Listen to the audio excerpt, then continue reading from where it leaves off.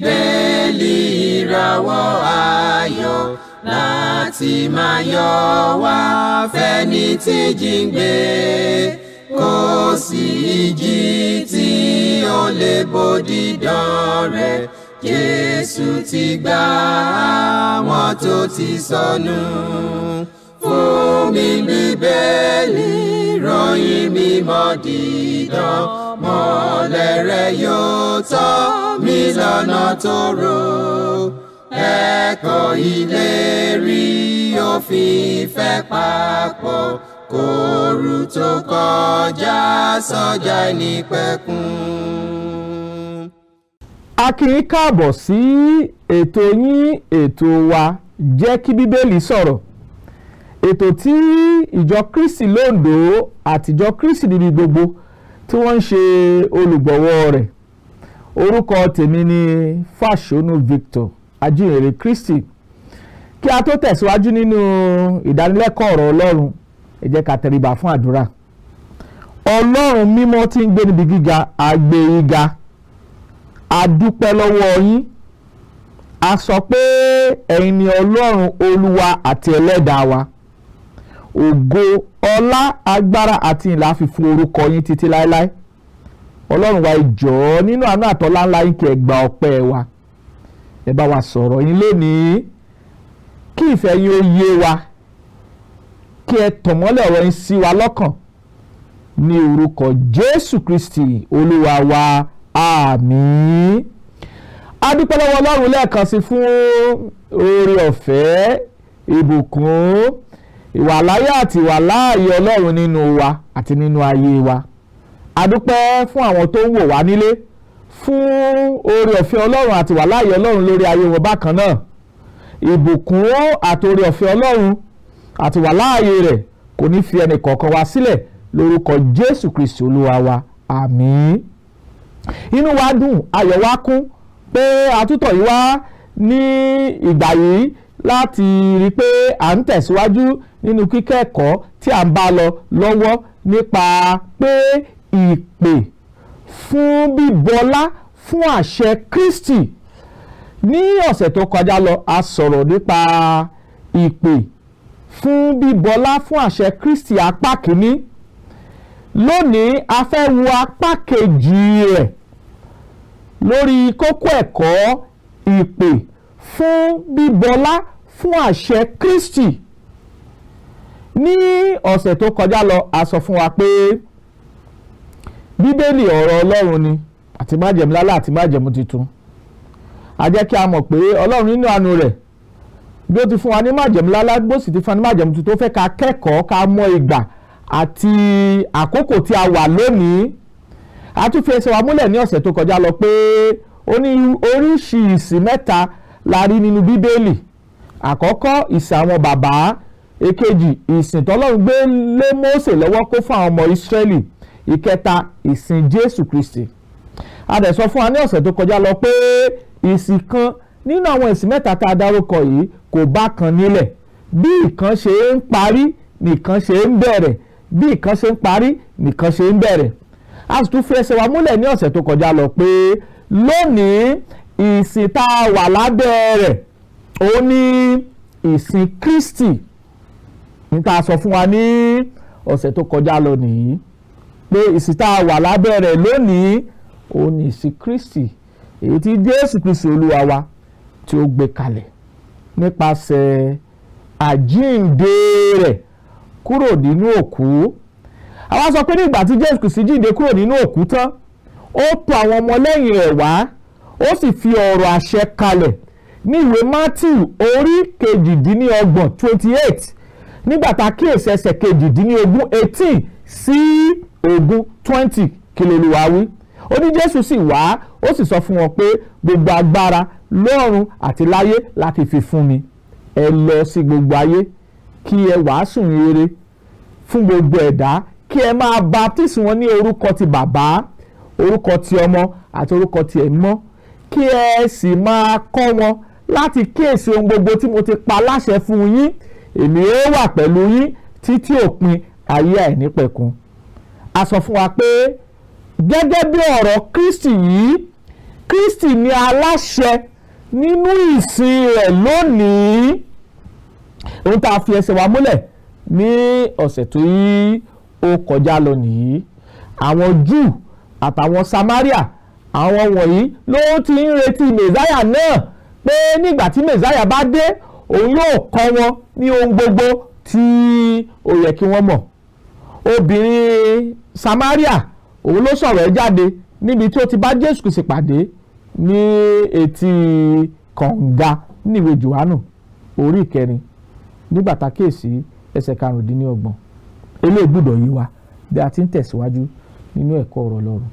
A sì sọ fún wa pé Jésù Kristi òun ni Ọlọ́run fẹ́ kí a tẹ́tí sí lónìí, nítorí pé Jésù Kristi òun ni aláṣẹ. Àti aṣàlàyé fún wa pé ìwé Mátíù orí 17 ẹsẹ̀ 1 sí 5 ó fi ẹsẹ̀ ilé ìmúlẹ̀.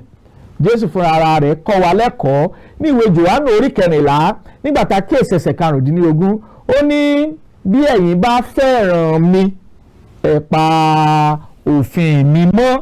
Nǹkan kan náà la tún sọ nínú ìwé Jòhánù orí 15 nígbà tá a kíyèsí ẹsẹ̀ 10 àti ẹsẹ̀ 14. Kankan náà ni a tún sọ níbẹ̀ nípa pé bí ẹ bá fẹ́ràn mi, Kristi sọ pé bí ẹ bá fẹ́ràn mi, ẹ ó pa òfin mi mọ́. Nítorí ìdí èyí, Jésù Kristi òun ni aláṣẹ tọ́lọ́run ti gbé kalẹ̀ pé òun la gbọ́dọ̀ tẹ́tí sí nínú ẹ̀kọ́, nínú ìlànà ìjọsìn, nínú ètò ìgbàlà àti nínú ohun gbogbo. Jésù Kristi pàápàá ó tún fi iṣẹ́ ìrere yìí ó fi lé àwọn àpọ́sítélì rẹ̀ lọ́wọ́. Àwọn àpọ́sítélì rẹ̀ sì sọ pé ẹni tí ó bá ṣe ti Olúwa a máa gbọ́ tiwa, ẹni tí kò jẹ́ ti Olúwa kò ní gbọ́ tiwa. Nípa èyí láfi mẹ̀mí òtítọ́ àti ẹ̀mí èké. Ìwé Jòhánù orí 1 ẹsẹ̀ 6 ló fi ẹsẹ̀ ilé ìmúlẹ̀ fún wa. Jésù Kristi ti gbé iṣẹ́ ìgbàlà àti iṣẹ́ ìrere ó ti gbé lé àwọn àpọ́sítélì rẹ̀ lọ́wọ́. Àwọn àpọ́sítélì rẹ̀ sì sọ pé Jésù Kristi òun ni ẹni tí a fi ṣe ìtùtù fún ẹ̀ṣẹ̀ wa. Nítorí ìdí èyí òun ni aláṣẹ tá a gbọ́dọ̀ tẹ́tí sí. Ohun tá a sọ ní ọ̀sẹ̀ tó kọjá lọ ni a sì gbọ́dọ̀ bọlá fún àṣẹ rẹ̀. Ohun tí Kristi bá ti sọ òun ni àbẹ̀gé gẹ́gẹ́ bí àwọn àgbékalẹ̀ ọ̀rọ̀ Ọlọ́run. Lónìí a fẹ́ wo apá kejì ọ̀rọ̀ ẹ̀kọ́ yìí pé ìpè fún bíbọlá fún àṣẹ Kristi. Ẹ ká wo ọ̀rọ̀ Ọlọ́run ìwé Jòhánù orí 6 nígbà tá a kíyèsí ẹsẹ̀ 63 John 6:63. Kí ni Bíbélì sọ? Jésù Kristi sọ pé ó ní ẹ̀mí ní sọ ní di ààyè, ara kò ní èrè kan. Ọ̀rọ̀ wọn ni tí mo sọ fún yín, ẹ̀mí ni, ìyè sì ni pẹ̀lú. Ó yẹ ká ronú lórí ọ̀rọ̀ Ọlọ́run yìí. Jésù Kristi ló ní ẹ̀mí ní sọ ní di ààyè, ara kò ní èrè kan. Ọ̀rọ̀ wọn ni tí mo sọ fún yín, ẹ̀mí ni, ìyè sì ni pẹ̀lú. Ìpè fún bíbọlá fún àṣẹ Kristi ó ní pé Jésù Kristi, ọ̀rọ̀ tí Jésù Kristi bá sọ ó ní ìyè nínú, ó sì ní ẹ̀mí Ọlọ́run nínú. Òun ni Ọlọ́run fi ṣe àṣẹ fún wa lónìí. Ohun tó bá gbé kalẹ̀ nípa ìgbàlà Ọlọ́run a gbọ́dọ̀ tẹ́tí sí, a gbọ́dọ̀ bọlá fún, a gbọ́dọ̀ ṣe é gẹ́gẹ́ bí ó ti gbé kalẹ̀. Kí nìdí tá a gbọ́dọ̀ ṣe gẹ́gẹ́ bí ó ti gbé kalẹ̀?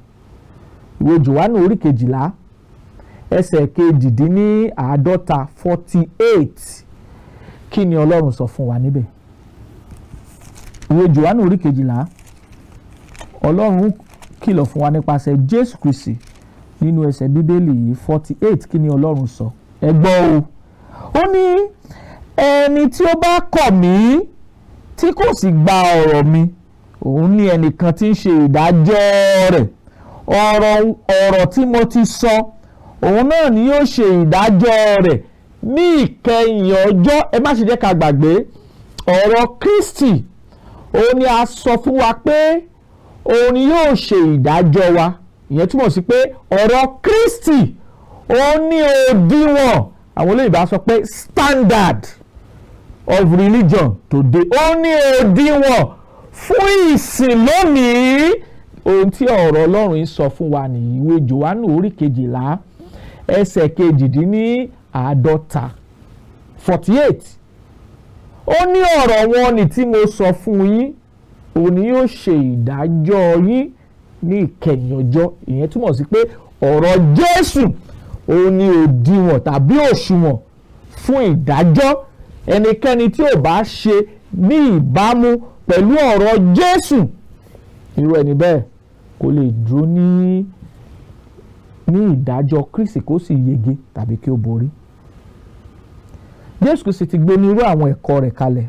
A sọ ní ọ̀sẹ̀ tó kọjá lọ pé Kristi ti gbé ẹ̀kọ́ kalẹ̀ nípa ètò ìgbàlà Ọlọ́run. Ẹ má ṣe jẹ́ ká gbàgbé, Jésù Kristi sọ fún wa pé ẹ̀mí ní sọ ní di ààyè, ara kò ní èrè kan, ọ̀rọ̀ wọn ni tí mo sọ fún yín, ẹ̀mí ní ìyè sì ni pẹ̀lú. Kí ló sọ fún wa? Kí ni Jésù Kristi sọ fún wa nípa ìgbàlà Ọlọ́run? A ti gbé kalẹ̀ ní ọ̀sẹ̀ tó kọjá lọ. A tún sọ fún wa, Jésù ti gbé ètò ìgbàlà rẹ̀ kalẹ̀. Ohun tó dẹ̀ sọ ni pé kí a gbọ́ ọ̀rọ̀ Ọlọ́run, kí a gbọ́rọ̀ Ọlọ́run gbọ́, kí a ronú pìwàdà, kí a fẹnu ara wa jẹ́wọ́ ìgbàgbọ́ pé Jésù Kristi ọmọ Ọlọ́run ní í ṣe, kí a sì jọ̀wọ́ ara wa fún ìrìbọmi, kí a rì wá bomi gẹ́gẹ́ bí àpẹẹrẹ ikú, sísìkú àti àjíǹde Jésù. Bí a ti ń bọlá fún àṣẹ Kristi nìyí. Ẹnikẹ́ni táwọn bá ti baptisi rẹ̀ nípa ìrìbọmi, irú ẹni bẹ́ẹ̀ ò tí ì bọlá fún Kristi. Tó bá yẹ pé Kristi là ń pè, a gbọ́dọ̀ bọlá fún Kristi ká sì tẹ̀lé àṣẹ àti ìlànà Ọlọ́run. Ìrìbọmi tá à ń sọ yìí kì í ṣe ìsàmì àgbélébùú, kì í dẹ́ ṣe ìwọ́nmi léni lórí, bí kò ṣe ìrìbọmi tá a rí àpẹẹrẹ rẹ̀ nínú Bíbélì tí ń ṣe ọ̀rọ̀ Ọlọ́run. Ẹ̀yin tẹ́ ń wò wá nílé, tá a bá ti gbé ìgbésẹ̀ ìgbàlà gẹ́gẹ́ bí ọ̀rọ̀ Kristi, má ṣe jẹ́ ká gbàgbé, Kristi sọ pé ẹ̀mí ní sọ ní di ààyè, ara kò ní èrè kan, ọ̀rọ̀ wọn ni tí mo sọ fún yín, ẹ̀mí ní ìyè sì ni pẹ̀lú. Ọ̀rọ̀ Kristi ó yè, ó sì ní ẹ̀mí. Tá a bá tẹ̀lé, a ó yè. Ṣùgbọ́n tá a bá tẹ̀lé ẹ̀kọ́ ènìyàn nípa ìgbàlà Ọlọ́run, tá a tẹ̀lé ẹ̀kọ́ Kristi, kò sí bá a ṣe lè yè gẹ́gẹ́ bí àgbékalẹ̀ ọ̀rọ̀ Ọlọ́run. Kí lè ẹ̀kọ́ ènìyàn táwọn èèyàn ń kọ́ nípa ìgbàlà Ọlọ́run? Máa wí tẹ̀lé mi, Jésù ọmọ Ọlọ́run wọnú ayé mi, sọ mí dẹni ìgbàlà, sọ mí di àtúnbí, gbé mi wọ̀, nípa bẹ́ẹ̀ ó ti dẹni ìgbàlà. Kì í ṣe ẹ̀kọ́ Kristi, kì í ṣọ̀rọ̀ Kristi, kì í ṣe ẹ̀kọ́ tá a gbélé àwọn àpọ́sítélì lọ́wọ́ nìyí. Eléyìí gbọ́dọ̀ yé wa dáadáa. Èkejì, Jésù Kristi ló dá wa lẹ́kọ̀ọ́ nípa ìjọsìn. Àti gbé àlàyé kalẹ̀ ní ọ̀sẹ̀ tó kọjá lọ. Ìjọsìn, ó ti kọ́ wa lẹ́kọ̀ọ́ nípa bá ó ṣe jọ́sìn, nítorí pé Kristi náà ló tún tẹnu mọ́. Ó ní ẹ̀mí ní sọ ní di ààyè, ara kò ní èrè kan, ọ̀rọ̀ wọn ni tí mo sọ fún yín, ẹ̀mí ní ìyè sì ni pẹ̀lú. Òun ló ti gbé ẹ̀kọ́ kalẹ̀. Kristi ti gbé ẹ̀kọ́, tá a bá fẹ́ bọlá fún Kristi, Kristi ti gbé ẹ̀kọ́ kalẹ̀ nípa ìjọsìn. A sì lórí ọ̀fẹ́ láti jọ́sìn gẹ́gẹ́ bí ìlànà tí Olúwa wa gbé kalẹ̀. Ìkẹta, níbi tá a dáni dúró ní ọ̀sẹ̀ tó kọjá lọ, a sọ pé Jésù Kristi ti gbé ìjọ rẹ̀ kalẹ̀. Ẹ má jẹ́ ká gbàgbé, ẹ̀mí ní sọ ní di ààyè, ara kò ní èrè kan, ọ̀rọ̀ wọn ni tí mo sọ fún yín, ẹ̀mí ní ìyè sì ni pẹ̀lú. Kí ni Jésù sọ nípa ìjọ rẹ̀? Ó sọ ní Mátíù orí 16 16-18, ó ní ìwọ ni Pétérù, lórí àpáta yìí lèmi yóò kọ́ ìjọ mi lé, ẹnu ọ̀nà ipò òkú kì yóò sì lè borí rẹ̀. Ohun tó sọ ni. Ṣé Jésù gbé ìjọ rẹ̀ kalẹ̀ tàbí kò gbé kalẹ̀? Ó gbé kalẹ̀ gẹ́gẹ́ bí ìlérí tó ṣe fún àwọn àpọ́stélì ní Iṣẹ́ Àpọ́stélì orí 1, nígbà tá a kíyèsí ẹsẹ̀ 5 àti ẹsẹ̀ 8. Ó ní kí wọ́n dúró sí Jerúsálẹ́mù torí pé níbẹ̀ náà ó ti gba agbára láti ọ̀dọ̀ Ọlọ́run wá. Ní ìgbà tẹ́mi wọ́n sì bà lé wọn ní ọjọ́ Pẹ́tíkọ́sì, wọ́n wàásù rere àkọ́kọ́, 25,000 ọkọ̀, 3,000 souls. Òun ló gbàgbọ́. Tẹ́ bá wo Bíbélì ń dáadáa, Iṣẹ́ Àpọ́stélì orí 2, tá bá kíyèsí láti ẹsẹ̀ 36 36, níbẹ̀ láti sọ̀rọ̀ ìrere àkọ́kọ́ fún ogúnlọ́gọ̀ àwọn ènìyàn tí 25,000 kan sì gbàgbọ́, níbi tí ìjọ májẹ̀mú titun ti bẹ̀rẹ̀ nìyí. Ẹ má ṣe jẹ́ ká gbàgbé, ẹ̀mí ní sọ ní di ààyè, ara kò ní èrè kan, ọ̀rọ̀ wọn ni tí mo sọ fún yín ẹ̀mí ni ìyè sì ni pẹ̀lú. ọ̀rọ̀ Kristi yè ó sì ní ẹ̀mí Ọlọ́run nínú. ìdí tá a gbọ́dọ̀ tẹ̀lé tá a gbọ́dọ̀ bọlá fún ẹ̀kọ́ Kristi ni pé a ti gbé kalẹ̀ nípa àṣẹ àti ọ̀rọ̀ Kristi pé Kristi yóò gbé ìjọ rẹ̀ kalẹ̀, ó sì ti gbé kalẹ̀. ìjọ ta ló ní ìjọ? Jésù ló ní ìjọ. ìjọ náà jẹ́ ti Kristi torí pé Kristi ló fi ẹ̀jẹ̀ ara rẹ̀ ra ìjọ. Kristi ló jẹ́ ọkọ fún ìjọ. Kristi ni ohun gbogbo nínú gbogbo fún ìjọ. nítorí díẹ̀ èyí ìjọ jẹ́ ti Kristi. ìjọ ò ń ṣe ti ẹnikẹ́ni, ìjọ ò ń ṣe ti ẹnìkan, kò ń ṣe ti ìlú kan, kì í ṣe ti orílẹ̀-èdè kan, bí kò ṣe ti Kristi. tá a bá fẹ́ bọlá fún àṣẹ Kristi a gbọ́dọ̀ padà sínú Bíbélì. ìjọ náà làwọn àpọ́sítélì ń gbé káàkiri ní gbogbo àgbáyé, ẹ̀kọ́ ìjọ náà ń gbé káàkiri gbogbo àgbáyé. wọ́n sì kìlọ̀ pé kò yẹ kí ìyapa ìsìn ó ṣẹlẹ̀. bó tilẹ̀ jẹ́ pé a sàsọtẹ́lẹ̀ rẹ̀ pé àwọn kan yóò yapa kúrò nínú ìgbàgbọ́ bí ó ti wá gbajúgbajà lónìí. ẹni tẹ́ ń wò wá nílé, à ń fi ìyọ́nú Ọlọ́run bẹ̀ wá pé Jésù Kristi ń pè wá, ó ń fi ìpè rẹ̀ pè wá pé kí a bọlá fún àṣẹ rẹ̀ tá a ti rí nínú Bíbélì tí ń ṣe ọ̀rọ̀ Olúwa. Jésù ti gbé ìjọ rẹ̀ kalẹ̀, ó sì ti kọ́ wa bá a ṣe dẹni ìgbàlà, bá a ṣe jọ́sìn. a sì rí àpẹẹrẹ ìjọsìn lọ́wọ́ àwọn àpọ́stélì ní ìgbà tí ẹgbẹ̀ẹ́dógún ọkàn gbàgbọ́ ní ọjọ́ Pẹ́tíkọ́sì. ní ìṣe àpọ́stélì orí ìkejì ẹsẹ̀ kọkànléní ogójì 41 nígbà tá a dé 42 a rí kà pé wọ́n ń tẹ̀síwájú nínú ẹ̀kọ́ àwọn àpọ́stélì ní ìdàpọ̀, ní bíbu àkàrà àti nínú àdúrà. ohun tí wọ́n ń tẹ̀síwájú nínú rẹ̀ bí ìsìn mímọ́ Ọlọ́run lábẹ́ ìsìn májẹ̀mú tuntun ṣe bẹ̀rẹ̀ nìyí. nígbà tá a wá kíyèsí ẹsẹ̀ tí ó kẹ́yìn 47 ó ní wọ́n yin Olúwa, wọ́n sì ní ojúre lọ́dọ̀ ènìyàn gbogbo. Olúwa sì ń yàn kún ìjọ lójoojúmọ́ àwọn ẹni tí à ń gbàlà. ètò ìgbàlà Ọlọ́run bí Ọlọ́run ti ṣètò rẹ̀ ni pé kí àwọn èèyàn máa wọnú ìjọba Kristi tí ń ṣe ìjọ rẹ̀ nípa gbígbé ìgbésẹ̀ 5. wọ́n gbọ́ ọ̀rọ̀ Ọlọ́run, wọ́n gbọ́rọ̀ Ọlọ́run gbọ́, wọ́n ronúpìwàdà, wọ́n fẹnu ara wọn jẹ́wọ́ ìgbàgbọ́ pé Jésù Kristi ọmọ Ọlọ́run ní í ṣe, a sì jọ̀wọ́ wọn fún ìbáptísí. nípa ìbáptísí ni Ọlọ́run fi ń dárí gbogbo ẹ̀ṣẹ̀ wa jì wá, tá a sì lórí ọ̀fẹ́ lẹ́kùnrẹ́rẹ́ láti wọnú ìjọba Kristi. báwo la ṣe bọlá fún Kristi? lónìí a gbọ́dọ̀ bọlá fún ẹ̀kọ́ rẹ̀ tó ti kọ́ wa. a gbọ́dọ̀ bọlá fún ẹ̀kọ́ rẹ̀ tó ti kọ́ wa. kí ni Jésù sọ nípa ẹ̀kọ́ rẹ̀? ẹ ká wo ìwé Jòhánù orí 17 ká gbọ́ ohun tí ọ̀rọ̀ Ọlọ́run sọ nípa ẹ̀kọ́ rẹ̀. ẹ gbọ́ o, ó ní sọ wọ́n di mímọ́ nínú òtítọ́, òtítọ́ ni ọ̀rọ̀ rẹ̀. ẹ ká tún wo ẹsẹ̀ Bíbélì kan sí, kí a wo ìwé Róòmù orí 6, ká wo ìwé Róòmù orí 6 ká gbọ́ ohun tí ọ̀rọ̀ mímọ́ Olúwa ohun tó ń ṣe. ẹ wo, ó ní ẹ̀yin kò mọ̀ pé ẹni tí ẹ̀yin bá jọ̀wọ́ ara yín lọ́wọ́ fún bí ẹrú láti máa gbọ́ tirẹ̀, ẹrú ẹni tí ẹ̀yin bá gbọ́ tirẹ̀ ni ẹ̀yin ń ṣe, ìbá ṣe sí ẹ̀ṣẹ̀ sínú ikú tàbí ti ìgbọràn sí òdodo. ẹsẹ̀ 17 ṣùgbọ́n ọpẹ́ ni fún Ọlọ́run bí ẹ̀yin ti jẹ́ ẹrú ẹ̀ṣẹ̀ rí, ẹ̀yin jẹ́ olùgbọràn láti ọkàn wá sí àpẹẹrẹ ẹ̀kọ́ tí a fi lé yín lọ́wọ́. bí a bá gbọ́ràn sí ẹ̀kọ́ tí Kristi fi lé àwọn àpọ́stélì lọ́wọ́, a sọ fún wa pé yóò lẹ́wà yóò sì dára tó. ẹ má sì jẹ́ ká gbàgbé Jòhánù orí 17 ẹsẹ̀ 17 sọ fún wa pé sọ wọ́n di mímọ́ nípa ọ̀rọ̀ rẹ̀, òtítọ́ ò ní ọ̀rọ̀ rẹ̀. níbí yìí a rí pé irú ẹni tá a bá jọ̀wọ́ ara wa fún òun náà ni àwa ń ṣe ẹrú rẹ̀. bí a bá jọ̀wọ́ ara wa fún ẹ̀ṣẹ̀ sí ikú ni, tá a bá jọ̀wọ́ ara wa fún òdodo tí ó wà nínú ọ̀rọ̀ Ọlọ́run, òdodo tó wà nínú ọ̀rọ̀ Ọlọ́run sí ìyè ni. nípa ìgbọràn sí ẹ̀kọ́ náà tí a fi lé lọ́wọ́, ẹ̀kọ́ wo la fi lé wa lọ́wọ́? Ẹ̀kọ́ Kristi. Ẹ̀kọ́ Kristi òun la fi lé wa lọ́wọ́. A sì kì wá nílọ̀ ní ìwé Jòhánù kejì 2 John ẹsẹ̀ 9 verse 9. Ó ní ẹnikẹ́ni tó bá ré kọjá tí kò dúró nínú ẹ̀kọ́ Kristi kò gba Ọlọ́run. Ẹni tó bá dúró nínú ẹ̀kọ́ òun ni ó gba bàbá ló sì gba ọmọ.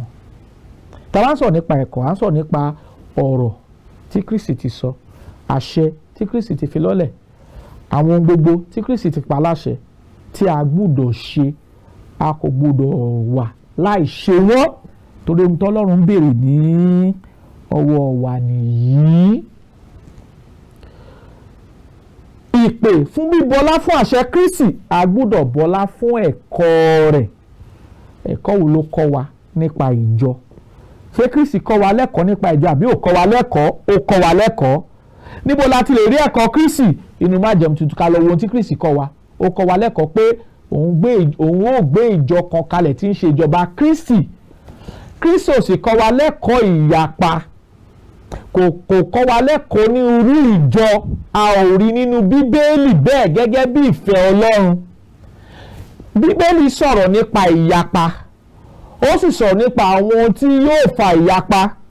Ṣùgbọ́n Bíbélì ò sọ pé kí a wà nínú ìyapa. Eléyìí gbọ́dọ̀ yé wa.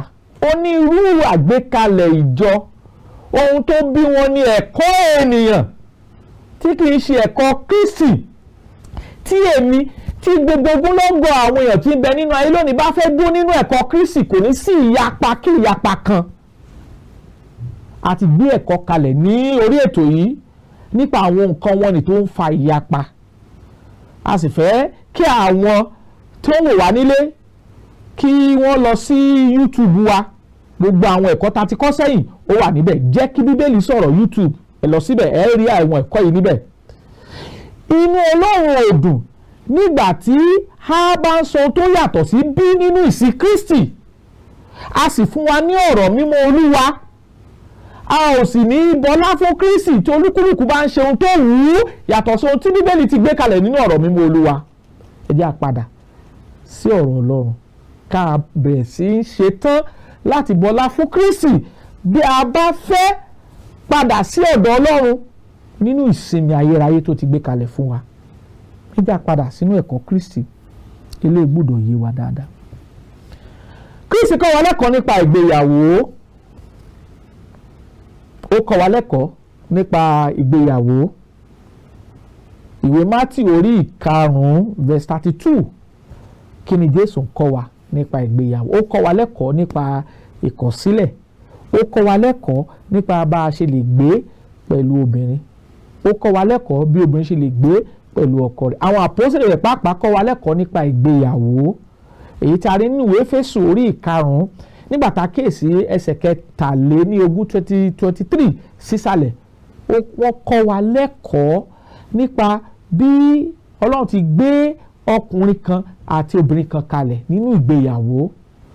Bí ènìyàn bá ní ju ẹyọ kan lọ, ó ti ṣe lòdì sí ọ̀rọ̀ Kristi, kò sì bọlá fún ọ̀rọ̀ Kristi. Bí èèyàn bá wà nínú panṣágà, ó wà nínú àgbèrè, ó ti ṣe lòdì sí ẹ̀kọ́ àti ìlànà Kristi. Bí èèyàn bá ń wà nínú onírúurú ìwà ẹ̀ṣẹ̀ gbogbo nípa ti ìbálòpọ̀, ó ti ṣe lòdì sí ẹ̀kọ́ àti ìlànà Kristi, kò sì bọlá fún Kristi. So gbogbo tí ó yẹ ká mọ̀ pátá nípa ìsìn Ọlọ́run ni Jésù Kristi ti kọ́ wa. A lóore ọ̀fẹ́ láti bọlá fún Jésù Kristi nínú ohun gbogbo lónìí. Ìpè fún bíbọlá fún àṣẹ Kristi. Ìdí tá a fi ń tẹnumọ́ nǹkan wọ̀nyí ni pé ọ̀rọ̀ wọn ni tí mo sọ fún yín, ẹ̀mí ni, ìyè sì ni pẹ̀lú. Ẹ̀yin tẹ́ ń gbọ́ mi nílé, nítorí onírúurú tó ń ṣẹlẹ̀ nínú ìsìn Kristi lónìí, ẹ ti pinnu pé ẹ ò ní nǹkan kan ṣe pẹ̀lú ìsìn Kristi mọ́. Ẹ súnmọ́ tòsí. Ẹ jẹ́ a padà sínú Bíbélì tí í ṣe ọ̀rọ̀ Ọlọ́run. Jésù ó ní olùgbàlà aráyé. Òun sì ni Ọlọ́run ti fi ìgbàlà rán sí gbogbo ìran ènìyàn. Òun sì ni Ọlọ́run fẹ́ kí a gbọ́, kí a tẹ̀lé, kí a tó lè ní ìyè àìnípẹ̀kun. Ẹ gbọ́ ọ̀rọ̀ tí Olúwa sọ ni, tí Jésù Kristi Olúwa wa sọ ni ní ìwé Jòhánù orí 14 nígbà tá a kíyèsí ẹsẹ̀ kínní. Kristi ní ẹ má ṣe jẹ́ kí ọkàn yín kí ó dàrú, ẹ gba Ọlọ́run gbọ́ kí ẹ sì gbà mí gbọ́ pẹ̀lú. Nínú ilé bàbá mi ọ̀pọ̀lọpọ̀ ibùgbé ló wà níbẹ̀, tí kì bá ti rí bẹ́ẹ̀ mi kì bá ti sọ fún yín. Èmi lọ pèsè àyè sílẹ̀ fún yín, pé níbi tí èmi bá wà lẹ́ẹ̀ wà pẹ̀lú. Ọ̀rọ̀ ìtùnú àtọ̀rọ̀ ìlérí Kristi nìyí fún ogúnlọ́gọ̀ àwọn ènìyàn tí ó bá gbà á gbọ́ tọkàntọkàn gẹ́gẹ́ bí àgbékalẹ̀ rẹ̀. Nígbà tá a wá kíyèsí ẹsẹ̀ 6 ìwé Jòhánù orí 14, ó ní èmi ni ọ̀nà, òtítọ́ àti ìyè, kò sẹ́ni tó lè wá sí ọ̀dọ̀ bàbá bí kò ṣe nípasẹ̀ mi. Jésù Kristi la láṣẹ, òun la gbọ́dọ̀ bọlá fún lónìí, òun la gbọ́dọ̀ gbé ìgbé ayé ìwà bí Ọlọ́run, ìgbé ayé àlàáfíà àti ìgbé ayé ìfẹ́. Torí gbogbo tó ń fẹ́ ká mọ̀ ló ti kọ́ wa nínú ìsìn rẹ̀. Tiwa ni pé a lójúṣe láti padà sí ọ̀rọ̀ Ọlọ́run, a lójúṣe láti padà sí ìfẹ́ rẹ̀, a lójúṣe láti padà sí ìjọ rẹ̀ tó gbé kalẹ̀ tá a rí àkọsílẹ̀ rẹ̀ nínú Bíbélì, a lójúṣe láti kúrò nínú ìyapa onírúurú tí a wà nínú rẹ̀ lónìí kí a sì padà sí ọ̀dọ̀ Jésù ní òdodo àti ìwà bí Ọlọ́run. A lójúṣe láti di ẹni ìgbàlà gẹ́gẹ́ bí àgbékalẹ̀ tí Jésù Kristi Olúwa wa gbé kalẹ̀ tá a sì bá lọ́wọ́ àwọn àpọ́sítélì. A lójúṣe láti sin Ọlọ́run gẹ́gẹ́ bí ìsìn mímọ́ tí Kristi ti kọ́ tá a sì bá lọ́wọ́ àwọn àpọ́sítélì. A ò lójúṣe láti ṣe ohun tó wù wá nínú ìsìn Ọlọ́run. Pelu sì kìlọ̀ nínú ìwé Róòmù orí 10 nígbà tá a kíyèsí ẹsẹ̀ 1 sí 9. Ó kìlọ̀ pé ìfẹ́ ọkàn òun àtàdúrà òun sí fún Ísírẹ́lì ni pé kí wọ́n di ẹni ìgbàlà, torí pé òun jẹ́rìí wọn pé wọ́n ní ìtara fún Ọlọ́run ṣùgbọ́n kì í ṣe gẹ́gẹ́ bí ìmọ̀. Ọ̀pọ̀lọpọ̀ ló ń sin Ọlọ́run lónìí nínú ìtara. Ọlọ́run sì mọ̀ bẹ́ẹ̀ pé wọ́n jẹ́ onítara ṣùgbọ́n kì í ṣe gẹ́gẹ́ bí àgbékalẹ̀ àti ìmọ̀ Ọlọ́run.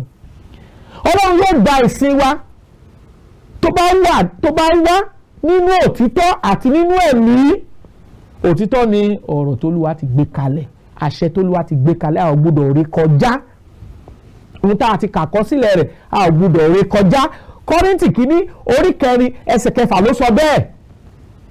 Ohun tá a ti kọ sílẹ̀ àti kọ́, ó sì wà fún kíkọ́ wa. Àwa tí ìgbẹ̀yìn ayé dé bá, a ò gbọ́dọ̀ ré kọjá rẹ̀. Tá a bá ré kọjá rẹ̀ a ti ṣẹ̀ sí òfin, a ò bọlá fún Kristi, a ò bọlá fún ọ̀rọ̀ mímọ́ rẹ̀ mọ́. Ẹ̀gbọ́n tí Kristi sọ ní ìwé Mátíù orí 7 nígbà tá a kíyèsí ẹsẹ̀ 21, ó ní kì í ṣe àwọn tí ń pè mí ní Olúwa ní Olúwa ní Olúwa ni ó wọlé ìjọba ọ̀run, bí kò ṣe àwọn tí ń ṣe ìfẹ́ bàbá mi tí ń bẹ lọ́run. Ẹ jẹ́ á padà sínú ìfẹ́ Jésù Kristi tí a ti gbé kalẹ̀ nínú májẹ̀mú titun. Jésù Kristi ti gbé ìjọ rẹ̀ kalẹ̀ gẹ́gẹ́ bí àṣẹ, we don't have option. Jésù Kristi ti gbé ẹ̀kọ́ rẹ̀ kalẹ̀ nípa ìsìn mímọ́ Ọlọ́run gẹ́gẹ́ bí àṣẹ, we don't have option. Jésù Kristi ti gbé ìlànà ìjọ kalẹ̀ gẹ́gẹ́ bí àṣẹ, we don't have option. A ò nílò pé ká ṣe bó ṣe wà. Kristi ti gbé àṣẹ rẹ̀ kalẹ̀, a sì gbọ́dọ̀ tẹ̀lé gẹ́gẹ́ bí àṣẹ rẹ̀. Ó ti gbé ẹ̀kọ́ rẹ̀ kalẹ̀ yálà nípa ìgbé ayé àlàáfíà, yálà nípa ìgbéyàwó, yálà nípa ẹ̀kọ́, yálà nípa ètò àtìdarí ìjọ, gbogbo rẹ̀ pátá lọ́rùn ti gbé àgbékalẹ̀ rẹ̀ kalẹ̀ nínú Bíbélì. À ń pe gbogbo ènìyàn lónìí pé kí a bọlá fún àṣẹ Kristi, torí pé Kristi ni aláṣẹ, òun sì ni a ti fi gbogbo ìdájọ́ lé lọ́wọ́. Ìwé Jòhánù orí 5 ẹsẹ̀ 22 5:22 John 5:22 ló sọ fún wa bẹ́ẹ̀. Ẹ̀yin ènìyàn wa nílé, inú wa dùn, ayọ̀ wa kún fún àwọn ọ̀rọ̀ mímọ́ tẹ́ ń gbọ́. Àwa, èmi àti gbogbo wa tẹ́ ń gbọ́ ọ̀rọ̀ Ọlọ́run yìí, a ò rí àríwísí kan mọ́ níwájú Ọlọ́run ẹlẹ́dàá wa, torí pé Ọlọ́run ti bá wa sọ̀rọ̀ rẹ̀. Àdúrà wa sí Ọlọ́run ni pé ọ̀rọ̀ Ọlọ́run àti wà láàyè rẹ̀ yóò di mímọ̀ lẹ́kùnrẹ́rẹ́ ní ọkàn wa. Ẹ̀mí tí ń ṣàṣàrò láti padà sí ọ̀rọ̀ mímọ́ Olúwa, Ọlọ́run yóò gbé wọ̀ wá, Ọlọ́run yóò sì ràn wá lọ́wọ́ lórúkọ Jésù. Àmín. Tí ẹ bá fẹ́ béèrè tàbí ẹ̀bẹ̀ àdúrà, àwọn nọ́mbà tẹ́ ó pè wá sí nìyí: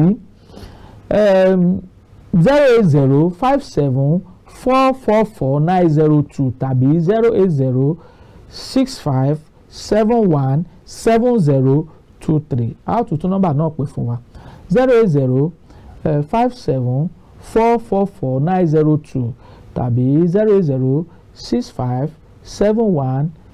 08065717023.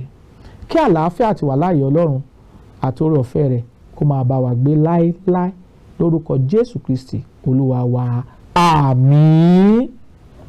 Fún mi ní Bíbélì ìràwọ̀ ayọ̀ láti máa yọ̀ wá fẹ́ni tí jíǹgbé, kò sí ìjì tí ó lè bòdì dán rẹ̀. Jésù ti gbà àwọn tó ti sọnù. Fún mi Bíbélì ìròyìn mímọ́ dídán, mọ́lẹ̀ rẹ̀ yóò tọ́ mi lọ́nà tòrò. Ẹ̀kọ́ ìlérí òfin ìfẹ́ papọ̀, kóru tó kọjá sọ́jà ìnípẹ̀kun.